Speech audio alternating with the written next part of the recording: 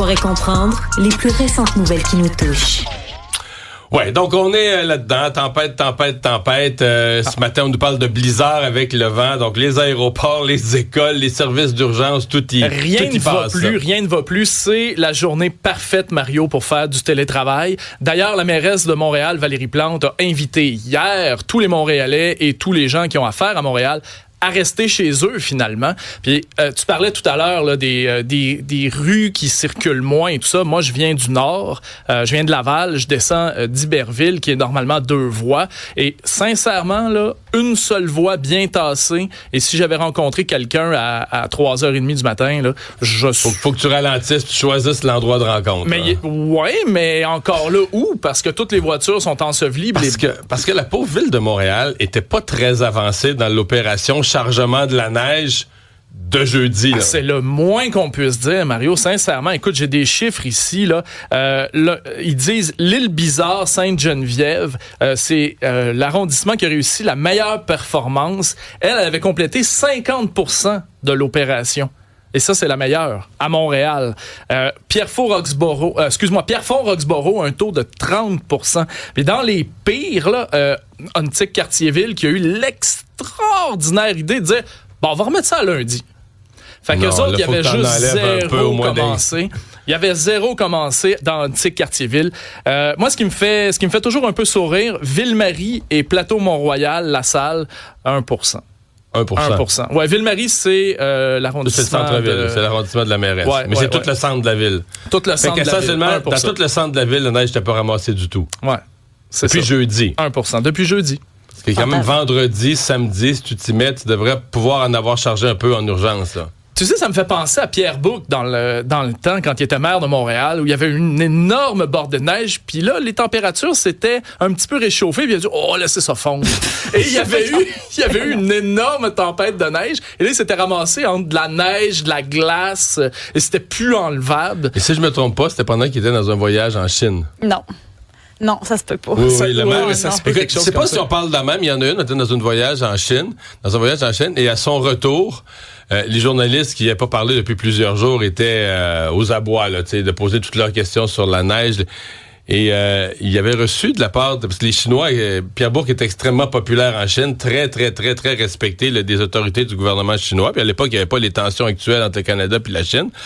Puis on lui avait donné une statue de jade, ou une sculpture, pas une statue, une sculpture de jade. Il s'était empressé de la présenter. Il disait aux journalistes, il était plus préoccupé de présenter cette sculpture de jade. Je suis gênée. J'espère que c'était un Bouddha puis il pouvait lui frotter le ventre en disant « Faut que la neige s'en aille, aille. » Finalement, ça avait été un épisode difficile de son passage à la mairie. Je peux-tu te raconter une petite anecdote de journaliste, là, qui est une petite inside de journaliste. Cette fois-là, justement, il y a un journaliste assez sérieux quand même qui est au journal télévisé. C'était pas à TVA, c'était pas à LCN. Et il met une clip de Pierre Bourque, justement, sur le ramassage de la neige dans son reportage. Ou sur le non-ramassage. À ce moment-là, c'était sur le ramassage. Donc, il se fait appeler dans le bureau et on lui demande « Coudonc, où est-ce que tu as pris ça? » Pierre Bourque est en Chine. Il a dit « j'ai pris celle de l'année passée. Je savais qu'elle allait me dire la même chose. » OK. C'est plus risqué, ça. Donc, enfin, ceci dit, les opérations de neige se poursuivent à Montréal, de ramassage de neige, mais pour être franc avec toi, ça risque d'être vraiment compliqué. Quand je marchais ici là, pour rentrer ce matin, il y avait une chenille de prise sur le trottoir dans la neige. Alors, tu sais, ça va être une journée compliquée. Il y a une étape préliminaire. Il faut que toutes les personnes qui ont des voitures ensevelies le long des rues commencent par les sortir de là. Vont les mettre. Je suppose qu'on va remplir les stationnements, idéalement les stationnements intérieurs. Mais il y a des places mises à disposition, mais tu sais, on parle de 7600 places de stationnement. Mais c'est pour ça que je comprends la ville de demander autant que possible aux gens qui sont de l'extérieur de la ville de dire venez pas à Montréal. Si vous n'avez pas un stationnement qui vous est réservé par votre employeur ou un lieu précis, venez pas à Montréal avec l'idée de stationner sur le bord de la rue, là. C'est peut-être le temps de laisser les équipes travailler, disons-le comme ça. Oui, c'est peut-être la bonne chose à faire. Une autre affaire, évidemment, c'est les vols. Hein? Il y a eu énormément d'annulations de vols, là, presque à peu près plus d'une centaine environ, à l'aéroport Montréal-Trudeau. Sunwing, Air Canada ont dit vous pensez aller passer la tempête dans le sud? Ben, il n'y en est pas question, on décollera pas. Puis je pense qu'avec les vents qu'on avait, là, on peut comprendre ça. Ouais, là, ce matin, j'ai l'impression peut-être qu'il n'y aura plus d'annulation aujourd'hui. La météo permet de circuler, mais probablement des retards, parce que tu sais, l'aviation, c'est quand l'avion arrive en retard, souvent il repart en retard. Donc, je pense que si vous avez des vols encore aujourd'hui, il serait prudent de tout surveiller. On en parlait tout à l'heure. Il y a eu donc cette carambolage majeur à Drummondville. Soulagement, c'est qu'il n'y a pas de blessés graves. Ben au moins là. Mais tu sais, quand tu combines les vents avec, comme tu le parlais tout à l'heure, là, Isabelle, là, des gens qui te dépassaient à 110 km/h une journée de tempête et de blizzard, c'est sûr qu'à un moment donné, il y en a qui prennent le clos.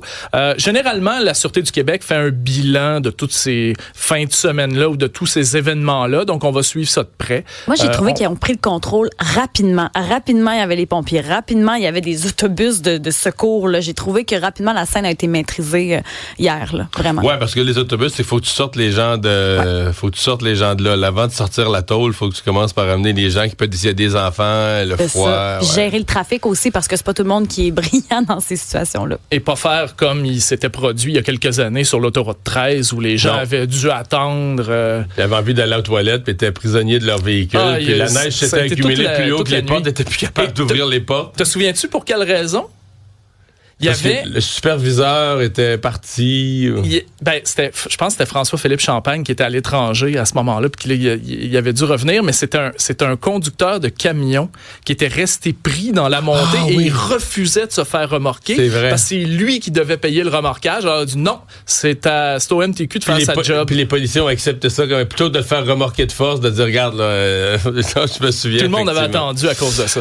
Bon, un gros dossier de notre bureau d'enquête là, sur le crime organisé, entre autres sur les cartels mexicains. C'est depuis vendredi, là, facilement, Félix Séguin qui s'est rendu au Mexique pour faire un peu le portrait des cartels mexicains. Il s'est rendu dans des endroits, ma foi, extrêmement dangereux. Les journalistes sur place parlent de zone de guerre, carrément. Et je sais pas si tu as vu les images, mais à un moment donné, je sais pas avec quelle arme ils tirent, mais on dirait carrément des armes militaires. Ça tire dans le ciel des automatiques qui doivent, je sais pas moi, 300, 400 balles à la minute. Tu sais, un son, là, absolument incroyable. Tu ne te penserais pas dans une petite ville du Mexique à ce moment-là, tellement que c'est violent comme endroit. Et quand même, ça arrive à un moment pertinent parce que c'est une des questions que Donald Trump pose, là, tu sais, jusqu'à quel point les cartels mexicains se sont installés au Canada. Puis là, on voit quand même dans les reportages qu'il y a une présence là, des cartels mexicains qui, au cours des dernières années, se sont mis des poteaux. Chez nous, des alliés, des poteaux, travaillent dans certains cas avec d'autres groupes locaux comme les Hells Angels en collaboration, infiltrent l'économie légale, ce qui devient toujours un but du crime organisé quand ils ont bien de l'argent à investir. Ouais, c'est toute une série de reportages. Ce qu'on apprend aujourd'hui, puis là, peut-être qu'il va y avoir plus de monde justement à la maison et tout ça. Excellente lecture pour s'informer sur le crime organisé. Il y a toute une série d'articles disponibles sur le journal de Montréal.com. On apprend entre autres qu'il y a plus de 600 entreprises québécoises qui servent au crime organisé. Et là, on parle bien d'entreprises, donc ce qu'on appelle l'économie légale. Des entreprises avec pignon sur rue, puis incorporées. Puis... Absolument. Puis la GRC est quand même assez proactive dans ses enquêtes et tout ça. D'ailleurs, il y a un géant de l'alimentation qui commençait à être infiltré par les groupes criminalisés. Alors la GRC, ce qu'elle a fait, c'est qu'elle est allée taper sur l'épaule des dirigeants, puis elle a dit, venez donc nous rencontrer ici à Montréal. Donc les dirigeants s'en viennent, ils jasent, la GRC dit, écoutez, on pense que lui, puis là, ils sortent une série de noms. on pense qu'ils sont infiltrés. On a détecté, on a entendu des conversations, épiées des conversations téléphoniques qui nous laissent croire que, tu sais, ils parlent d'un conteneur qui arrive du Maroc, à Montréal et tout ça. Donc, vous êtes peut-être en train d'être infiltré par le crime organisé, ce qui a permis justement aux dirigeants d'entreprise, de cette entreprise-là, de prendre des actions, de se protéger, puis d'embaucher une firme spécialisée et tout ça, un peu en catimini, pour être capable de débusquer tous ces gens-là. Mais le secteur industriel qui est le plus atteint, disons le plus infiltré, c'est les services d'hébergement et de restauration. On parle quand même de 162 entreprises juste là-dedans. Commerce de détail, construction qui était la commission Charbonneau. Mais, hôtel, restaurant, construction, on n'est pas si surpris, là. On n'est pas si surpris, effectivement. C'est plus facile de faire disparaître un 2 par 4. Ouais. Bon, c'est loin d'être fini, l'histoire des enseignants de Bedford. Ben oui, c'est la presse qui nous apprend ça aujourd'hui. Alors, on sait que toute cette polémique-là, les 11 enseignants de l'école Bedford là, qui suivaient pas vraiment le parcours, le cursus scolaire et tout ça, et qu'en plus de ça, bon, il y aurait tout un aspect religieux dans leur approche qui était loin de la pédagogie moderne, loin, oui, absolument, puis loin de la laïcité demandée. Donc, les 11 enseignants ont été suspendus par le ministre Drainville lui-même. Mais qui dit suspension ne dit pas renvoi. Donc, ces 11 enseignants-là sont à la maison en ce moment et la presse nous apprend que ils sont payés leur plein salaire en attendant les conclusions. J'ai vu ça ce matin, puis je me suis choqué. Non, pas du tout. Enfin, pas du tout.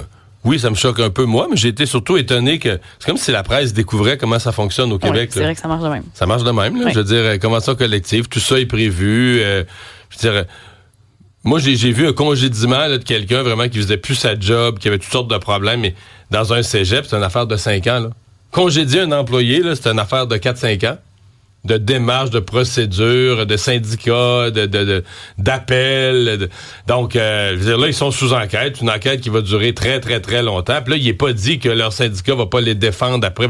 Alors, c'est comme... Les gens découvrent ça, là, mais je veux dire, c'est ça. C'est qu'au Québec, c'est comme ça que ça fonctionne. Quand des employés sont sous enquête, ils sont... à moins vraiment là, qu'ils soient soupçonnés par la police d'un acte criminel, tu sais, d'avoir... mais tout ce qui est... dans le cadre de tes fonctions, oublie ça, là, c'est suspendu avec sol, puis ça peut durer des mois. Ben, je suis désolé de te rappeler le cas de Mme Chantal, qui était soupçonnée, effectivement, d'avoir perpétré un acte criminel. Et, on sait ce qui est arrivé, hein. Elle a été réembauchée dans un autre centre de service scolaire. Ouais. Donc, ça, c'est pas dit. Là. On continue de suivre Donald Trump. Malheureusement. Une grosse semaine encore pour lui. Mais là, c'est la Russie. La Russie et l'Ukraine qui est au centre de la discussion. Oui, alors Donald Trump veut régler le problème en Arabie Saoudite. Donc, il va se rendre là et tout ça. Puis, lui, il se dit, sais-tu quoi, j'ai pas vraiment besoin des Européens là-dedans. Fait que, on va les tasser de là, on va les tasser du processus. Qu'est-ce que ça va donner? Bien, évidemment, les pays européens sont pas très contents de ça, là. Donc, eux-mêmes vont se réunir aujourd'hui à Paris. Donc, un sommet parallèle pour parler de l'Ukraine parce que Trump parle de l'Ukraine sans eux. Exactement. Puis essayer, justement, de peut-être limiter les dégâts que Trump pourrait faire. Moi, j'ai envie de te rappeler comment Trump avait déjà réglé le conflit israélo-palestinien. Si tu te souviens, je te ramène dans son premier mandat où il avait dit... disons que je vais un peu stager tout ça, là, mais moi, je le vois bien arriver, dire, OK, c'est quoi le problème? Et on dit, c'est parce que Jérusalem, ils se disputent Jérusalem. Ils disent, pas de problème, on va déménager l'ambassade américaine à Jérusalem, le problème va être réglé. OK, maintenant, on peut s'entendre, vous signez la paix? Ça avait été un peu comme ça. On dirait qu'il veut faire la même chose. Ce qui circule, c'est qu'il y aurait, selon le président Zelensky, il aurait offert à Zelensky une espèce d'entente ou de l'aider à obtenir la paix. Mais en échange que l'Ukraine donne, le chiffre qui sort, c'est la moitié de ses ressources naturelles aux États-Unis. Ouais. Oups. Je pense qu'il vénère Al Capone, non? Il en a parlé sans arrêt. On est un peu là-dedans. On l'avait pas vu venir, celle-là. Le Canada, la Coupe des 4 nations. Canada qui a perdu samedi soir. Mais là, si on est pour aller dans la grande finale... En fait, c'est un match revanche contre les Américains, mais là, il y a une étape à passer. Il faut gagner aujourd'hui. Surtout, moi, je trouve que la grande question là-dedans, c'est est-ce que l'hymne national canadien sera hué À Boston. À Boston. Ouais. Ça, c'est la grande question parce que, bon... D'ailleurs, un match qui est à l'heure, parce qu'aujourd'hui, c'est jour férié aux États-Unis, c'est President's Day. Le match est à 13h. Donc, on se comprend que c'est considération zéro pour le Canada, ou c'est pas un jour férié ici, mais là, peut-être que ça va le devenir au Québec à cause de la tempête. Il y a bien des gens qui vont être chez eux. Mais sinon, donc le match est à 13h, donc c'est basé sur le fait qu'aux États-Unis, on est en congé, donc on fait un match en après-midi, même si le pays qui joue est pas un jour férié du tout. On verra ce que ça donnera, en tout cas. Mais si le Canada... faut que le Canada gagne. Sincèrement, il faut que le Canada gagne en temps réglementaire. Là. S'il gagne en prolongation, c'est même pas assez. D'après toi, est-ce qu'on est encore une puissance mondiale du hockey? Je pense que l'équipe américaine est un peu supérieure. Mais oui, écoute, quand t'as McDavid, Crosby, ce que le Canada a pas, c'est un gardien, là. Je veux dire, samedi soir, pour moi, l'écart entre les deux équipes, c'est un match hyper serré, puis c'est juste un écart de gardien. Là. Bennington a laissé rentrer 2 buts qui auraient jamais dû rentrer. En fait, je sais pas pourquoi c'est lui, parce qu'il y a des statistiques à peu près équivalentes à Montembeault. Mais Montembeault est avec une équipe pourrie, là. Fait qu'à mon avis, il a plus de mérite et plus... Fait que, on a l'impression que tout ce qui est francophone, tout ce qui est québécois, tout ce qui est francophone n'a même pas été considéré dans le bassin de recrutement. Fait qu'on est avec Bennington, mais il n'y a plus de Carey Price. Il n'y a plus au Canada de grands gardiens comme à une époque, alors que les États-Unis ont Haley Buck qui est spectaculaire. On commence à suivre les grandes remises de prix dans le cinéma qui conduisent aux Oscars, ou qui donnent une idée de ce qui pourrait arriver aux Oscars. À chaque semaine, il y a des galas. À chaque fois, là, on se dit, il n'y a pas que les Golden Globes avant les Oscars qui sont dans 2 semaines, le 2 mars. En fin de semaine, c'était le British Academy Film Awards, ce qu'on appelle les BAFTA. Là. Vous voyez ça un peu partout. Donc, c'est à Londres. On récompense les meilleurs films, ceux qui se sont démarqués avec 4 statuettes. Conclave, le thriller papal, où on voit l'espèce de magouille, le jeu de pouvoir dans les élections du pape. 4 statuettes, même chose pour le Brutaliste. Ce qui fait que Emilia Pérez, qui est dans l'eau chaude, on se rappelle que son actrice principale a fait plusieurs tweets islamophobes, entre autres, et ça a refait surface. On le sait que dans une campagne aux Oscars, tous les coups sont permis, au fait. Donc, tout le monde essaie de trouver des faux pas pour gagner son film. C'est une grosse campagne, là. Mais le film Emilia Pérez aura remporté quand même 2 trophées. Celui du prix en meilleur film langue étrangère et meilleur second rôle pour Zoé Saldana. Zoé Saldana, d'ailleurs, qui est devenue un peu la tête d'affiche. Ils ont décidé de mettre Carla de côté, comme elle a été pointée du doigt, cette actrice transgenre, puis mettre Zoé Saldana. Il y avait un petit peu d'hypocrisie, je trouve, là-dedans. Mais bref, ça pourrait... Mais là, c'est ces 3 films-là. Tout tourne autour de ces 3 films-là. Là. On en parle depuis le début, à chaque fois. Il y a Demi Moore aussi, qui aurait pu avoir une statuette. Là, elle a été devancée par Mickey Madison pour Anora. Anora aussi, c'est un thriller new-yorkais qui se démarque, mais c'est toujours Conclave, Brutaliste, Emilia Pérez. Ça se pourrait que ça lui coûte quand même le score du film de l'année, avec tout ce qui se passe et le scandale autour. Merci. Débat, opinion et analyse.